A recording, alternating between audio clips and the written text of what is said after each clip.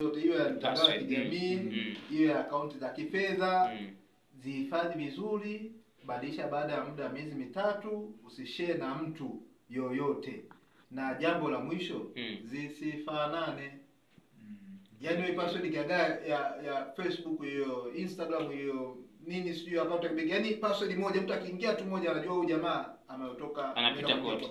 Na password si vyema hata mwenza wako ajue namba ya siri, kwa sababu unaweza ukaumwa fedha zikapotelea hewani. Sasa hayo ni maswala ukazidiwa au ukapoteza maisha. Hayo ni maswala mengine tutakuja kuongea vizuri pamoja. Unaweza kupata ajali barabarani hapo unasijua kwa kutafuta. Kuna kitu kwenye simu tunaita speed dial. Yaani unaweza kuset namba kwamba hata bila kuingia kwenye nanio mtu akabonyeza kwa namba moja.